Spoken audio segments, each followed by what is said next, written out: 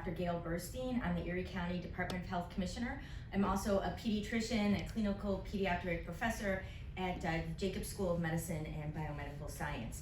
So I'm here with two of my esteemed pediatric colleagues. I have to my right Dr. Perez, who's also a pediatrician specializing in pulmonology, and that's disease of the lungs.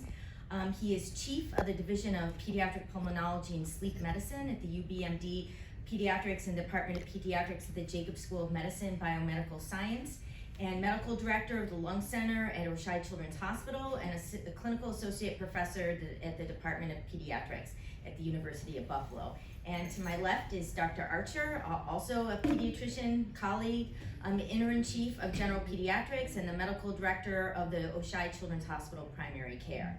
So we are here today together speaking to you all as pediatricians. So our medical examiner's office at the Erie County Health Department alerted our department to 6 deaths in the span of 4 weeks from the end of August to the end of September among children ages 3 years and younger. And 3 of these deaths were age 1 year or younger. So each case has a suspected cause of death related to either respiratory illness or unsafe sleeping practices. So this is an unusual number for childhood deaths related to respiratory illness. These are absolutely tragic and heartbreaking, and we want to give parents and caregivers the knowledge to prevent this sort of death from happening at your home.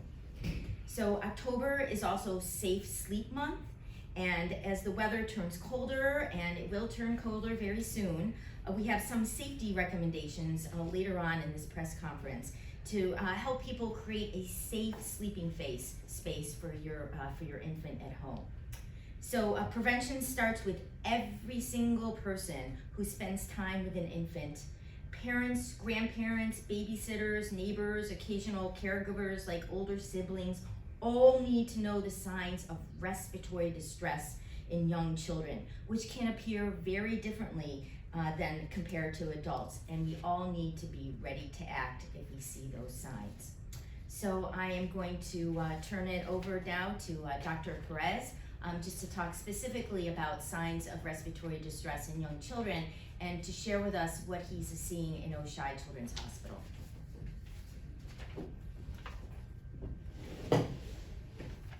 Good morning, everybody. Again, thank you, Dr. Burstein, for the invitation to talk about this very important topic. So something that we need to remember is that kids tend to get sick quite often, especially during the winter season. This is not uncommon. And usually these tend to be like minor colds, nasal congestion, some cough.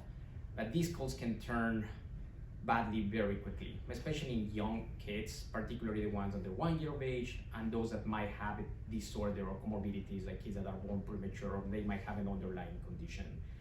So what is very important is that to understand that parents know their kids their best. So if a parent is worried about how the kid looks like, that is a yellow flag, and that's the reason to visit your pediatrician.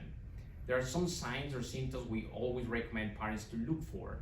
These include when the kid probably is nasal flaring, which mainly means that the opening of the nose are moving up when you're trying to take a breath in, and this is a sign of like kind of trying to catch a breath or respiratory distress.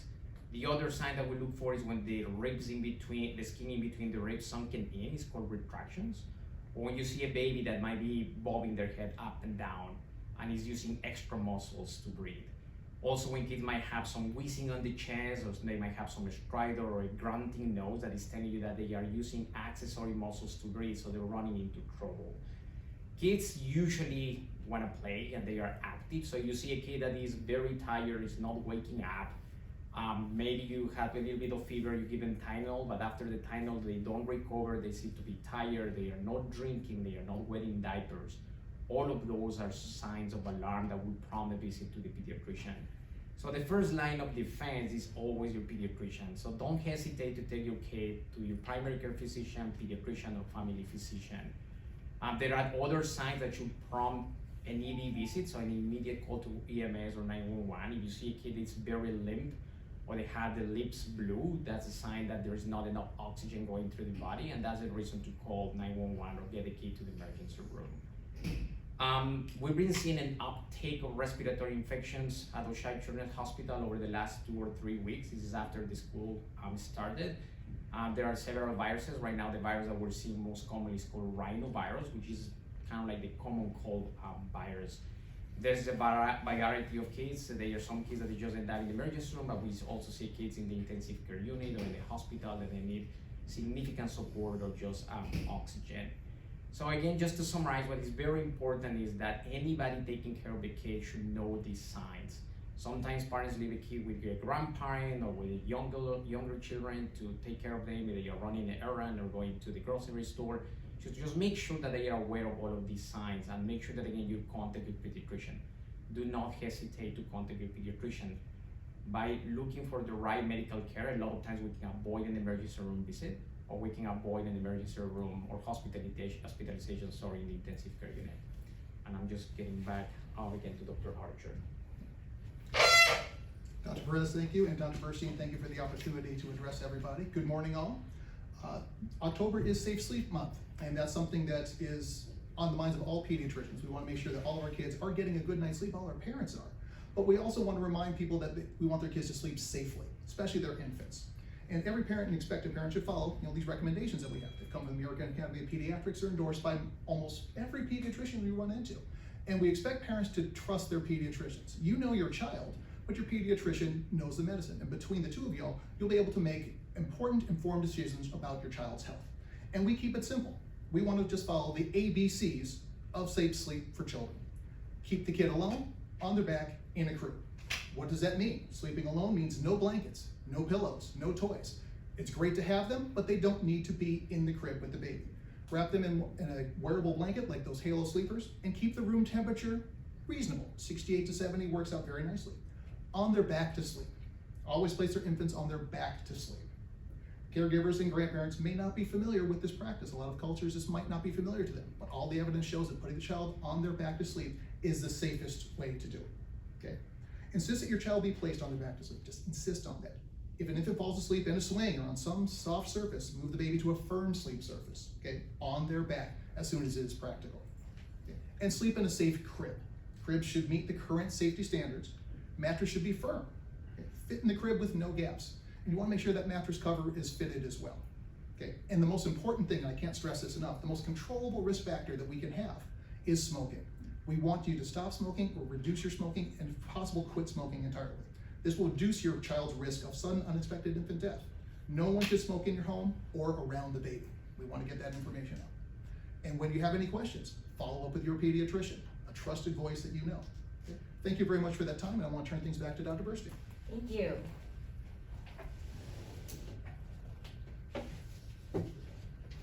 Sorry, only short and height. So now is also October is a time that we think about vaccines and which are prevention. So infants and children ages 6 months and older are eligible for this season's new flu and new COVID-19 vaccines. So parents of children younger than 24 months should also talk to their pediatrician about RSV protection and if their children are eligible for some type of RSV vaccine. So primary preventions mean preventing exposures to illness in the first place.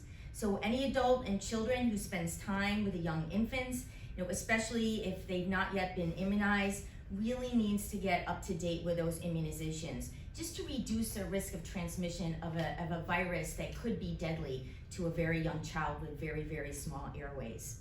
So washing hands frequently is another very important infection control strategy that I think we can all do. And then also, so is staying away from infants. If you have any signs of any respiratory illness, even a minor cold, can be caused by a virus that could be deadly in a very young child. So if that can't be avoided, there's always masking. So you should consider masking with a well-fitted mask and wearing that consistently and correctly when you're around the very young child. Really isn't worth getting those babies sick. So we want this message to reach as many parents as caregivers as possible. So if you're a parent or a caregiver, and please share this message with other parents and other caregivers. So these recommendations really should be turned into a regular part of your child's care. So with that, I can open it up to any topic-related questions, if there are any. Could a symptom of shortness of breath in a child be connected to maybe some cardiac issue, like Wolff Parkinson White? And would that be something that a parent or caregiver should look out for as well if they see their infant struggling to breathe? That's a great question. I'm going to turn it over to Dr. Perez, head of pulmonary. So if a kid has an underlying cardiac disease, they usually are more prone or at higher risk of complications from respiratory infections. These include kids that have shunts in between the chambers of the heart. That also includes kids that might have issues with electrical activity of the heart, as the example that you brought up. But yes, so any parent that knows that their kid has an underlying medical condition, those are the kids that you should be watching more carefully.